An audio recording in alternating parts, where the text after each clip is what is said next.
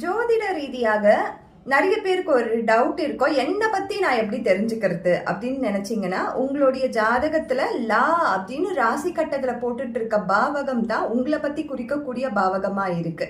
லா அப்படின்னு சொல்லும் போது லக்ன பாவகம். ஸோ லக்னம் அப்படின்றது நீங்க தான். லக்னம் சொல்றது ஜாதகரின் செயல்திறன் என்ன, அவங்க எந்த மாதிரி தாக்கு பிடித்த ஒரு காரியத்தை செய்யக்கூடிய பர்சனா, சென்சிட்டிவ் பர்சனா, அல்லது ஒரு முயற்சியை எடுத்தால் முழுமையாக முடிக்கக்கூடிய பர்சனா, அவங்களுடைய பிஹேவியர்ஸ் எப்படி இருக்கோ, அவங்க கேரக்டர்ஸ் எப்படி இருக்கோ, அவங்க பர்சனாலிட்டிஸ் எப்படி இருக்கோ அப்படின்னு நம்மளை பற்றி என்னை பற்றி தெரியணும்னா என்னுடைய ஜாதக கட்டத்தில் லா அப்படின்னு லக்னத்தை குறிக்கக்கூடிய பாவகத்தை தெரிஞ்சுக்கிட்டோன்னா என்னை பற்றி முழுசாக நம்ம தெரிஞ்சுக்கலாம். ஸோ உங்களுடைய ஜாதக கட்டத்தில் லா அப்படின்னு போட்டுட்ருக்க இடத்தை நீங்கள் பாருங்கள், உங்களை பற்றி முழுசாக நீங்கள் புரிஞ்சுக்கலாம்.